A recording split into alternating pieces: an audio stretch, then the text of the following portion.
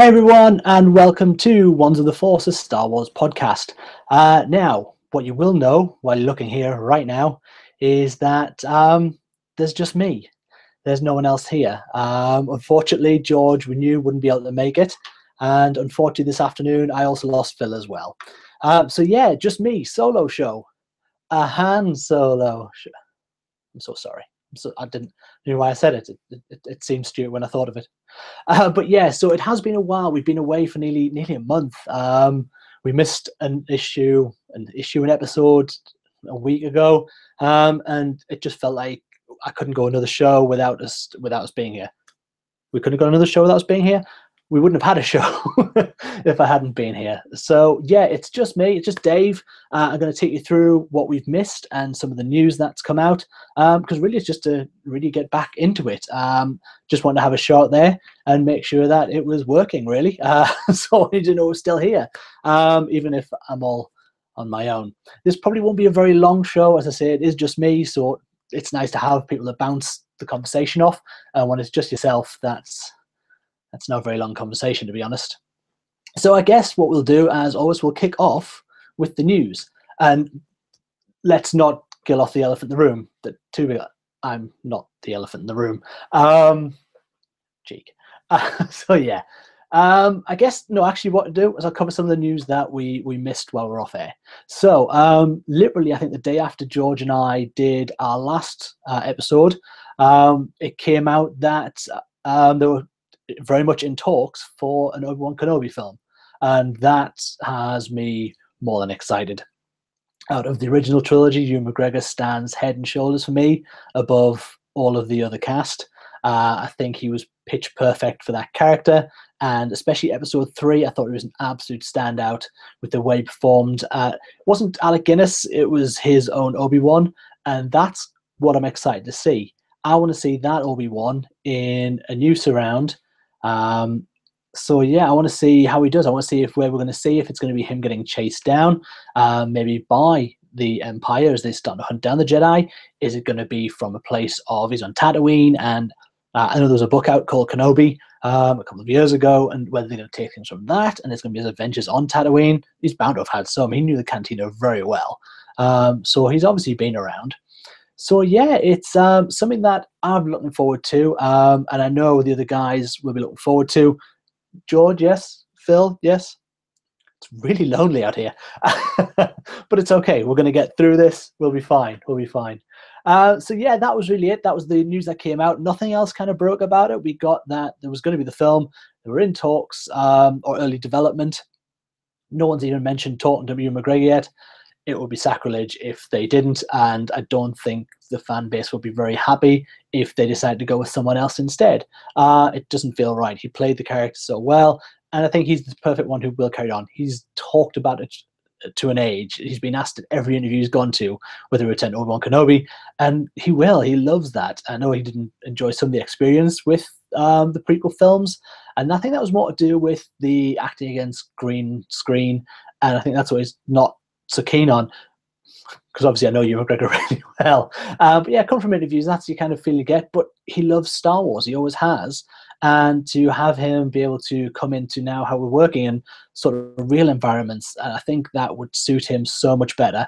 And from being great in the the prequel trilogy, I think he'd be exceptional in his own standalone story. Doesn't need to be a trilogy, you can probably finish that in one. I don't see any need to have a Kenobi trilogy. From where we left him, we just need to know where he's got to and where he's heading, and we know the end of that story. So just fill in the middle part, and I'm all good with that.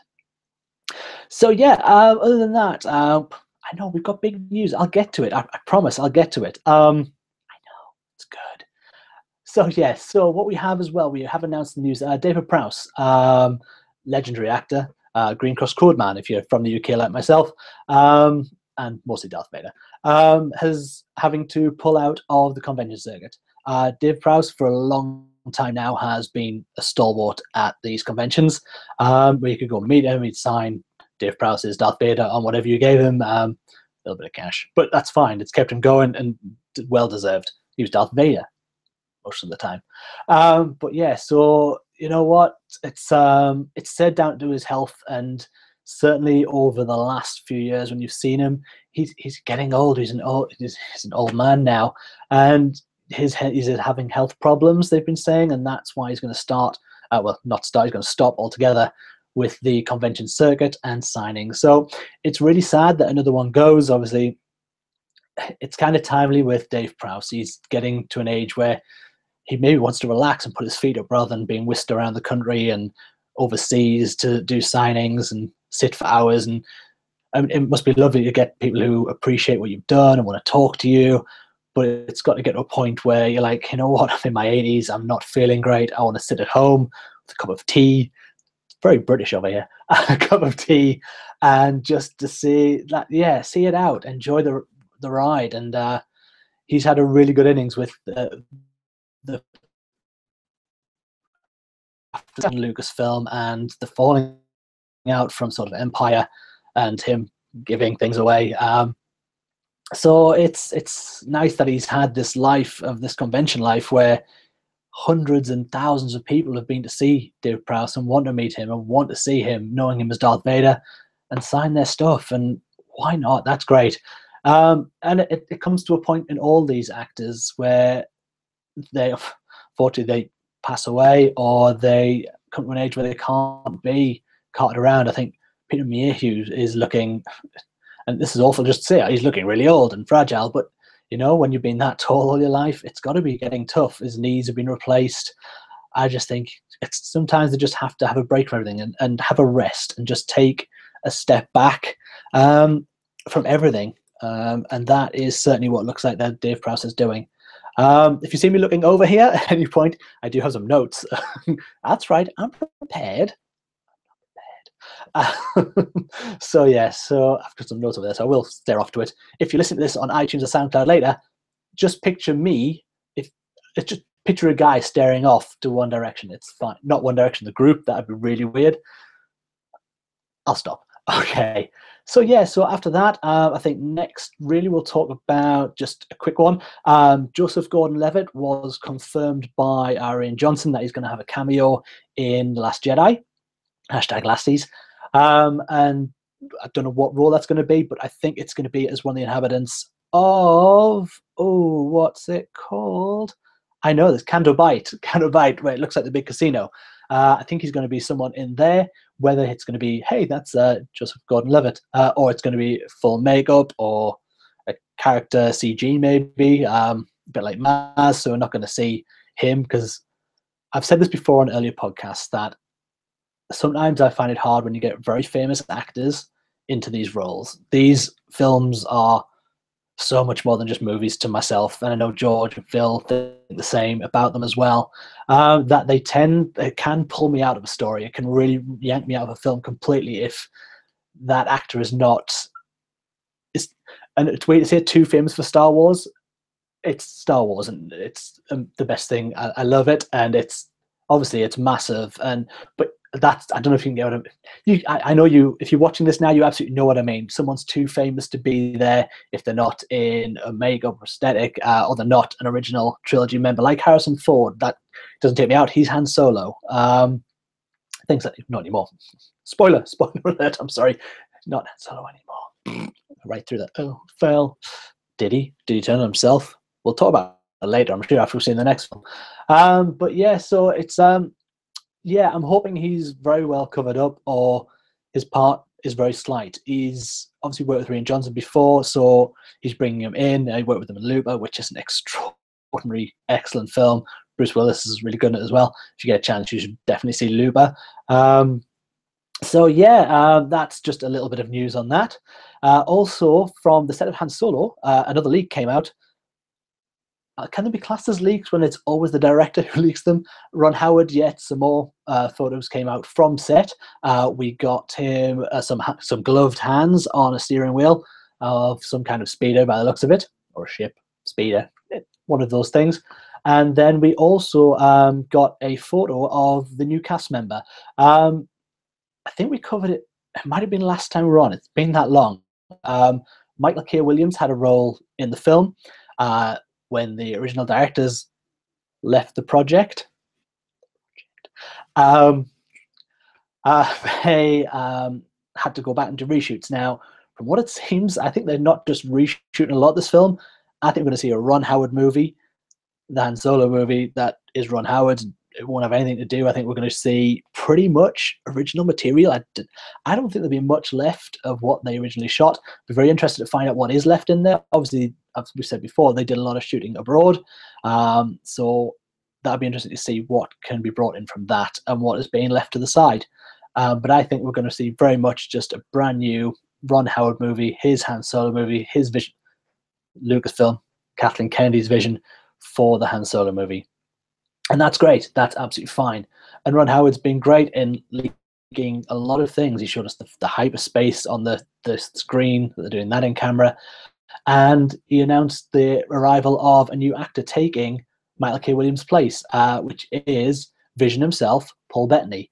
Paul Bettany has worked with Ron Howard before. He's certainly in Da Vinci Code as the guy who likes to whip himself over the back. It's not a kind of podcast, so we'll not talk about that. But yeah, he's that monk from Da Vinci Code. And so, yeah, he's worked with Ron Howard before, and it's nice that he's drawing in actors that he's used, that he knows and trusts. I mean, he's brought Warwick Davis in, but that's just so he can talk about Willow during takes. Not during takes, that'd be terrible. Star Wars scene, just talking about Willow. After takes, just talking about Willow. So yeah, Paul Bettany is a solid enough actor. From what I've seen him in, I mean, not a lot to be honest. I have seen a Da Vinci Code film with him in. Obviously, his vision in the Avengers, and I really like him in that. I liked his voice work before when he was just the voice inside Iron Man's suit. I find that quite cool. So yeah, Paul Bettany joins us in the cast for the Han Solo movie, the untitled Ron Howard Han Solo movie. So yeah, what is next? What have we got left to talk about in the news? Oh, there's, if you haven't seen, on the Star Wars YouTube channel, there is some things now called Star Wars Blips. They're like up to a minute and 40 seconds long, little animated shorts featuring BB-8, Chewbacca, R2-D2, some stormtroopers, Porgs. Yes, Phil, if you're listening, Porgs. That's just my disappointed voice. But yeah, so they're just harmless little bits of entertainment, but they're there. If you ever want to go check them out, go to the Star Wars page on YouTube, check those out. There's only, I think there's 8 of them, and they're very quick. Fly through them. There's a fun one with Chewie kicking the stormtroopers off the Millennium Falcon, which is quite funny, to be honest. But again, just a minute and change, and you're done. A bit of Star Wars in your day is never a bad thing. So yeah, right, let's get into it, shall we? So, was it last? It was probably last week, I think. And to be honest, if you watch or listen to any of these podcasts back, George called this when we were talking way back about The Last Jedi. I think once we talked about well before the two guys got cancelled off Han Solo, George always thought Colin Trevorrow was never going to make it through to no, he didn't actually make it through The Last Jedi. He's certainly not going to make it all the way through to episode 9. So yeah, that George called it he always said it was happening. He said he could hear the bell toll once the guys got fired from the Han Solo movie. And it happened last week. It just came out. Colin Trevorrow off episode 9. Was it a shock? Not really. It seems to be the way that if you want to do your own thing around these movies and have your own ideas that don't certainly lie with not maybe story group, but certainly what Kathleen Kennedy's the franchise is, you aren't going to last very long in this movie, unfortunately. And Colin Trevorrow, the story's come out since he left. Another split. But yes, it's come out that he's had some ideas that maybe his personality wasn't exactly what they wanted on set, and a few clashes. And yeah, Kathleen's decided that he should walk away from the project. Obviously, it's a statement just saying that they were going their separate ways, and there'd be a new director announced.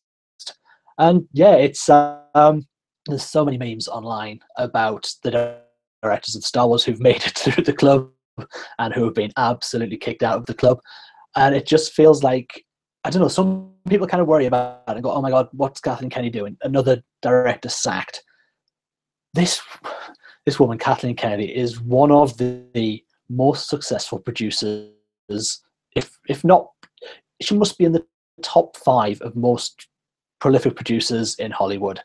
She's worked forever and worked with Spielberg on most all of his movies, and she's got such a back catalogue of being a producer. She has to know what she's doing.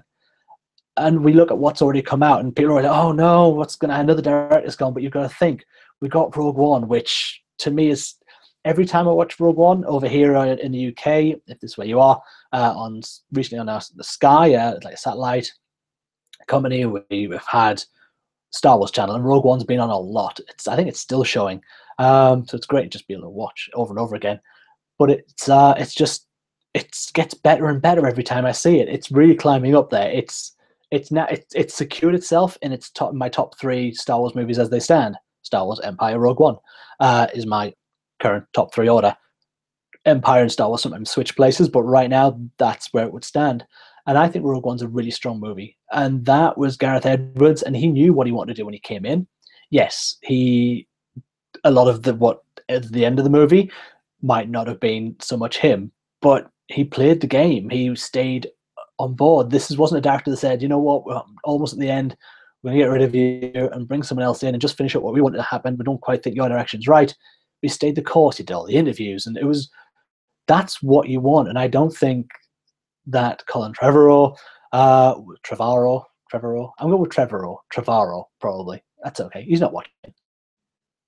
If you are, that doesn't matter. Anyway, so yeah, he went, he's gone. And so yeah, it was all up in the air for like an hour or so. Speculation was rife. Would Rian Johnson just continue on with the saga? Would he want to put his finishing touch on it? I love a little fly in here. Sorry about that. Just attacked me in the face. Visually, you can't see that fly, and also obviously audio, you can't hear that fly, but it was there, I promise. So yes, anyway, so there was lots of speculation in the air of who could take over. There are so many good directors out there who could come in and do a job. And then we got the announcement that J.J. Abrams, I think it was yesterday. Today's the 13th. Might have been yesterday, maybe the day before, Monday, Tuesday. But anyway, we got the news that J.J. Abrams was going to be coming back. He's going to be not only directing, but he's also going to write episode 9. And I didn't know how to feel about it at first. And I like The Force Awakens. I think it's a great film. Yes, it is rinse and repeat of A New Hope. It follows that same storyline. But JJ said, if you listen to the commentaries, it's a new beginning and they want to start again. So they're kind of going with what George has always said. These episodes, they're all poems. They all follow and they all repeat one another. And that's what he did. It was like a love letter to Star Wars, A New Hope. Like, this is what I saw. This is going to be my sort of a take on it. And I think it's a perfectly functioning Star Wars film. Don't get me wrong, I prefer Rogue One to it. I think that's a better film. Not maybe, actually, visually a little bit as well, but story-wise, I certainly prefer it. But then this is the continuation of the Skywalker saga. Skywalker minute that he was in it, but I'm a poet, don't know it. So yeah, he's continuing on that story, and I think that's somewhere that it's going to be good. And the main thing I'm saying this for is, I think now, the Dare to thing on it, JJ is the perfect person to come back in. He's a safe choice for Kathleen Kennedy. He's a safe choice for the saga and the story as a whole. So I was just checking a note, sorry about that. But yeah, so what I'd like to do is to see J.J. Abrams. He gets to close out his own stories. The fact that he's doing that is great for him. I think it's a real positive for Star Wars, that he is going to be able to go on there. He's going to have his characters, no matter what Rian Johnson's done with the film, no matter what state it's left in or where it finishes at a point, JJ is going to be able to take up the pen. He's obviously going to be able to see the script that's shooting, that almost finished, very close to finishing, because we're going to see it in like 90 days or something. So yeah, I think that's going to be a really good thing for us, and I'm really, really excited for JJ now to finish his story, to be able to round out the trilogy that was set. He obviously, when he started these characters, he knew where he was going. He knew where he wanted to be with them, and hopefully that he'll get there, and that will be a really good finish for him. If the characters are then going to go on to more saga pictures, so be it. But let JJ will finish his story, and then hopefully get some new writers and directors who'll be able to take it forward again from a new start, if they can stay in the job, maybe. So yeah, so that's the bulk of the news that came out, and that was the major story over Trevor off, JJ back in. It's Star Wars family, and he's the safe bet. But while I say safe bet, I don't mean that in a bad way. Like, oh, he's a safe bet, it'll be okay. I think he'll do an exceptional job. Just the fact he knows where he wants that story that he started to go, and I think that's going to be excellent. I really am looking forward to it. We did get a release date. We got that from December the 19th, 2019. Moving back to the Christmas, which is brilliant. That is what is it makes Christmas all the better that you get to watch this in December. Just this 19th, a couple of days before Christmas. So really good. Really happy it's back. So yeah, so that's the news really. We have a few more things to talk about. I'll just kind of whiz through them, to be honest, because you want to listen to me prattle on forever and ever. So Rebels recap. We had a new trailer since the last time we were on air for Rebels season 4. Really, really nice trailer. I really enjoyed it. Phil really enjoyed it. I think George is a bit on the fence about it. I don't know if he thought so much of it, but I'm sure we'll talk about that when we get the guys back. Honestly, they'll come back. It's not just me all the time. Imagine how bored you'd be. Imagine how bored I'd be. I like talking to people. So the new trailer came out. Just some real quick thoughts on that. Obviously we're entering our final season of Rebels, which it's sad, to be honest. I think that it's really good to get a great story. For me, now it's great that we're getting a complete story. Yes, Dave Filoni gets to finish this his way, and that's brilliant. And I want to see that. I'm kind of sad that it's full finishing, though. I mean, I called it when we were talking about Rebels end of season 3 that I thought series 4 would end, and that would be it. And it turns out I was right that way. Ka-ching. But yeah, but seeing the trailer, it just kind of made me realize how much I've come to enjoy these characters and what they mean to me now as part of the Star Wars stories and the canon of Star Wars. Now, a lot of people still see them as a kids' TV show. That doesn't mean anything unless they're in the films. Rogue One, they kind of are in there. Chopper's certainly in there. Hera's in the background somewhere. But yeah, it's going to be a strange thing when this comes to an end. I think it's going to be... I don't know if it's going to be a disastrous end. There are certainly going to be losses. Definitely. There has to be. You can't finish this without some losses. And I know it's a kid's show, but from what I hear, the airing date, I believe it's coming back on the 16th of October. But what I've heard is that, and I've read, is that it's going to be airing episodes like midnight, 1 minute past midnight. I don't know if that's the States or here, and then it'll air throughout the day on a Monday night. And I don't know if that's Monday going to Tuesday or Sunday going to Monday. But yeah, it's a strange time slot for it, and whether that is so people can see it around the world at certain times, I don't know. But it doesn't make much sense to me. I think it very much is a Saturday morning cartoon, definitely. It's gotten a bit darker, and it's going to get a bit darker still. It has to. It's the only way we can get out.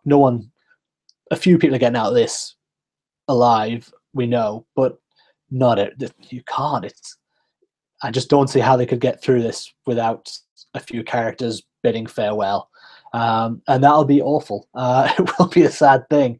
It'll be like the end of Rogue One, where you realize no one's getting out. No one's getting out. K2SO. Just back to the trailer. Sorry, I'm just looking at my notes. It does start with Ezra, and it looks like he's back on Lothal, and he's looking at a Lothcat and a Lothwolf. I see a lot of Mandalorians in that. They get struck by some gun of some kind firing out. It looks like Force lightning. It pretty much evaporates a Mandalorian warrior's helmet, falls on the floor with ash around it. Guessing it's better than Django's head falling out in Attack of the Clones, but that's still pretty. It's pretty bad for a cartoon. We get some more Saw Gerrera, where he says if you're playing the Empire's game in this, you're going to lose. And I don't know if he's talking to Ezra, but probably if he's trying to get someone riled up to do something, saying that he doesn't want to play any more of Mon Mothma's games or missions for her. Biggest thrill of the trailer for me was probably in one of the next bits. We see Thrawn getting talked to by Tarkin, and he mentions Krennic, and he mentions Stardust. And that for me is the Jonah Hill meme of that, the one. Just look it up. I'll not do that again. I'm so sorry. But yeah, so it's actually a really good trailer. After that, we get some more Saw Gerrera. Hera talking about the ghost. That's not called the ghost for nothing when they're asked if they can get in there undercover. And then we get the glory of X-Wings, full-on X-Wings coming back. And it's been something that fans have wanted to see in Rebels. We've had A-Wings, and I think this is just the next step. If we're going to get towards the rebellion more that we got at the end of Series 3, the X-Wings had to come into it, and they do, and they look glorious. This show, animation-wise, there's nothing close to it. This, again, I'll repeat again, it's a Saturday morning cartoon. The production value looks insane. The shots of some of these X-Wings flying against TIE fighters, that's just great Star Wars. I'll watch that all day, every day. They look superb. There's a lot of action in this, but the trailer kind of fades out in towards Kanan and Hera and their relationship. Relationship they haven't got to have because of what's going on. Kanan asked if she's ever thought of how much she's got to give to the mission, and that he really wished he could see her. And she said, "You can always see me." And whew, it's just beautiful, man. But yeah, so lots of action, lots of slow points, not slow points, but points where we get a bit of story in there and our characters, their continuing arcs. I am so excited for Rebels to come back. I can't wait to see the story play out. I can't wait to see where these characters end up, whether that be still with us or not. Some not, I guess. Although we have seen Rex in the Endor outfit, which some people try to make canon, and whether that does get taken that Rex is that trooper on Endor, who knows? It's kind of cool. It makes me laugh and smile when I see it.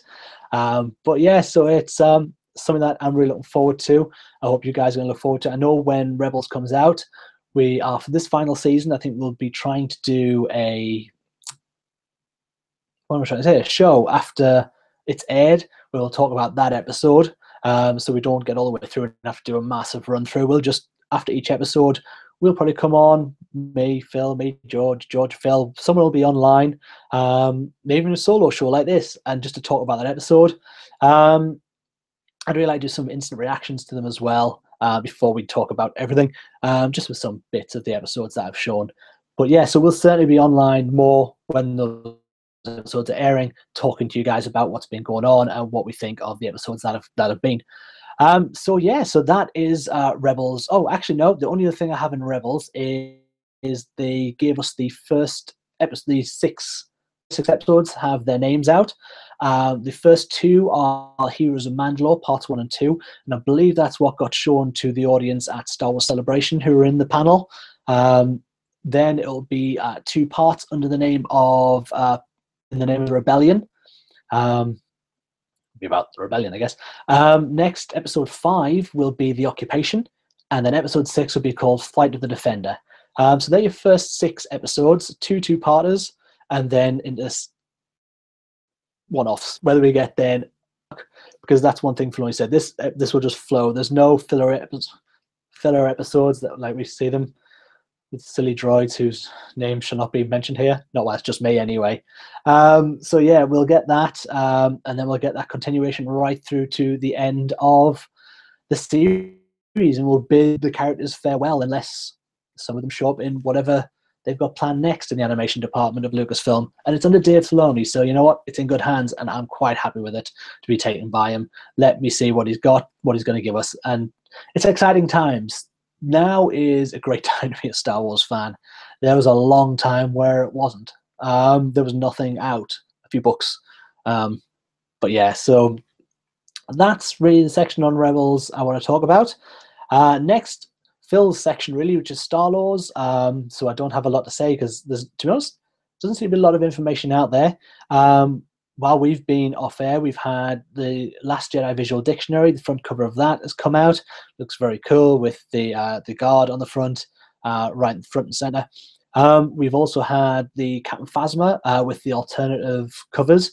And the reason we saw this, and well, Phil would have paid a lot of attention to it, but one of them is a pop cover.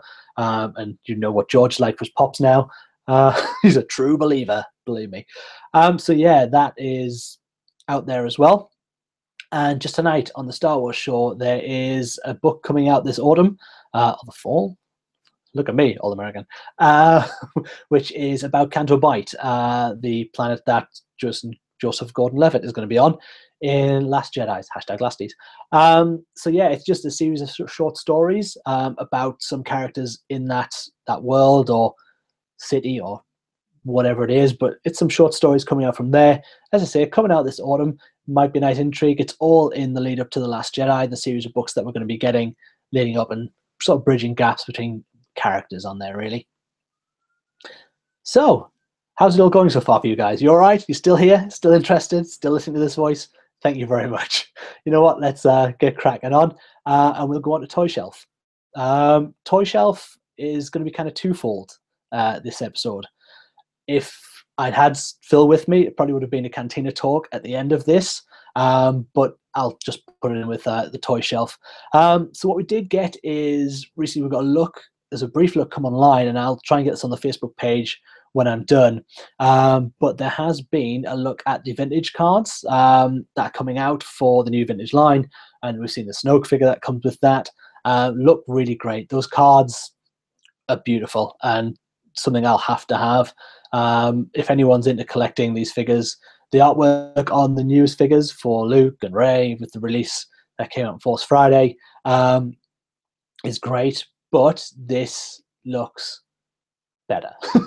I'm just a big fan of the old style. Those vintage kind of cards, that is my Star Wars card for my action figures, and that is certainly something I'm really looking forward to. So I think there's Snoke, and there was Jyn Erso was on there. So there's a couple of cards that have been out there and released. I say I'll get them up on Facebook a little bit later after I finish this. Also, there was HasCon, which I had no idea was a thing until someone posted some pictures. And one thing that came out from that is a Vader Black Series helmet.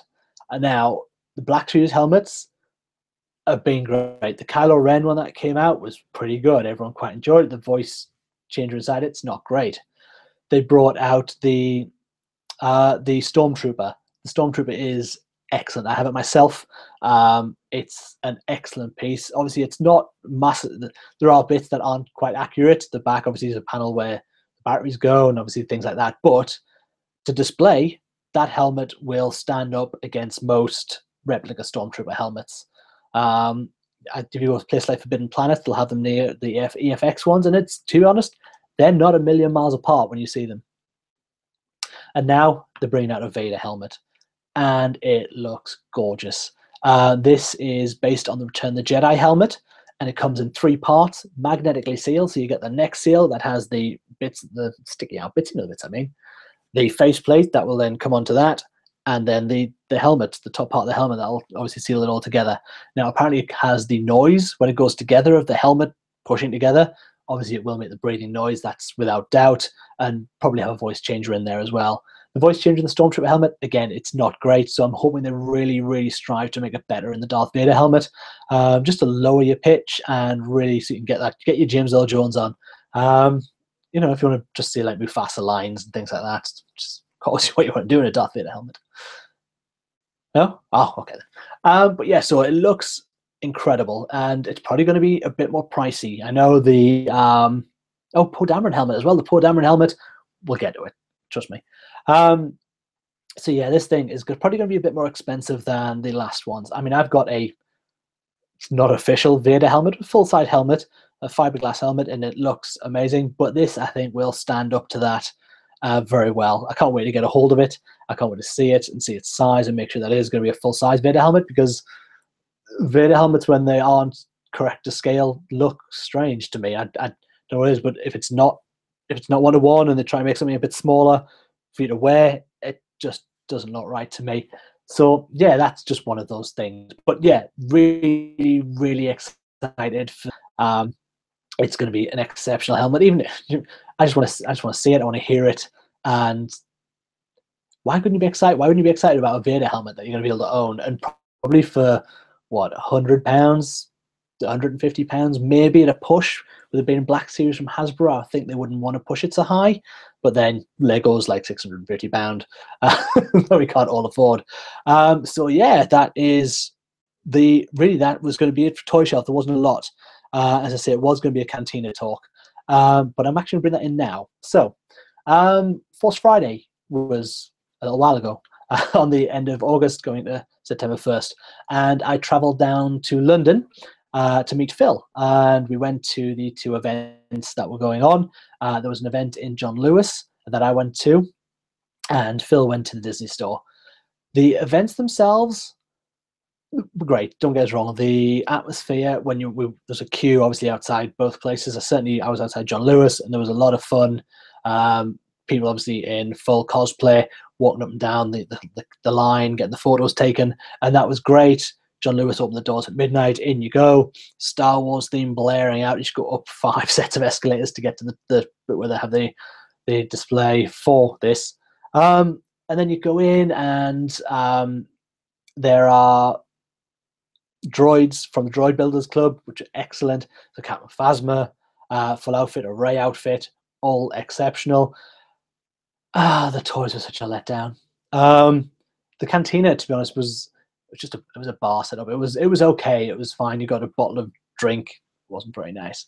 But yeah, so I was a bit disappointed, to say the least. There was only at the Black Series figures that were there. There was Thrawn, Luke.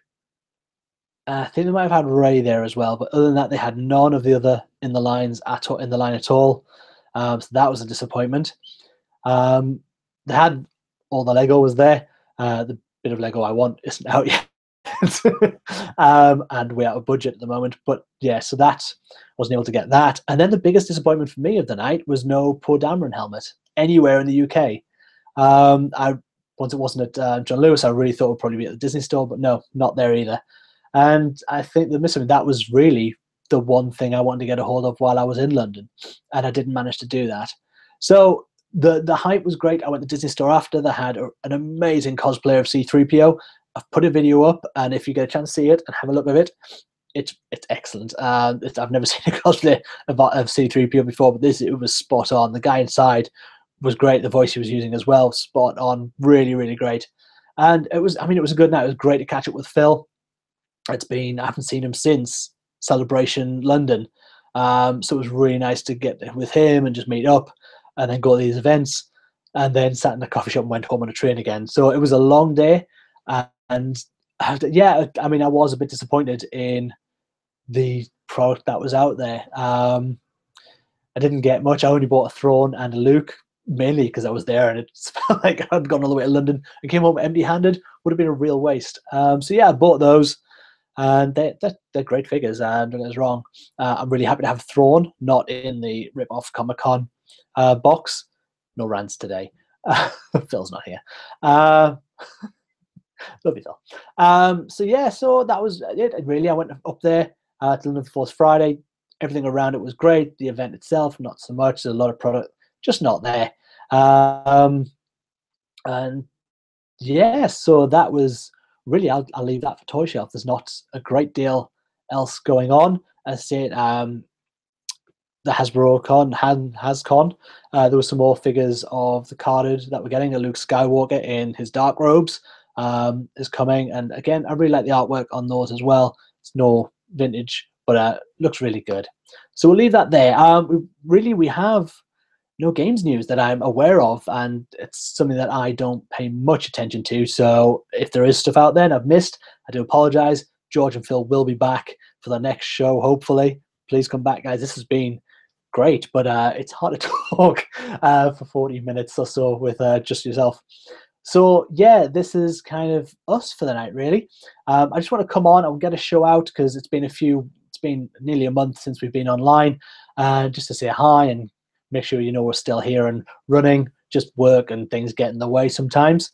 But yeah, so hopefully you've stayed for this. Hopefully you've enjoyed it. Hopefully I haven't bored you all to tears and just so you don't want to ever tune back in again. If you do get a chance, obviously George is on Cinema Savvy. Go check him out. Phil on the Book of Awesomeness. We'll sure be getting some more content out there soon. I'm on The Life of Brian. We can't wait to get more stuff for you. We're going to get closer to The Last Jedi. There'll be a lot more videos. We're going to get Rebels. There'll be a lot more videos from us. Hopefully a lot more content. You might get a few more solo videos where we're just going to come on and talk about something Star Warsy. Honestly, we'll get a Tartan review done. I've finished the book, so I'm ready when the other guys have read it, and we'll get that done. But yeah, so thank you so much for joining me. If you've watched tonight live, thank you so much for that. Please like us on Facebook. Please subscribe to us on YouTube. That's where you're watching this, right? On YouTube. Give this video a like. Please drop your comments in the box. And hope you've had a decent time with me. I've had a really nice night talking to you guys. But for now, we've been one with the Force. May the Force of others be with you.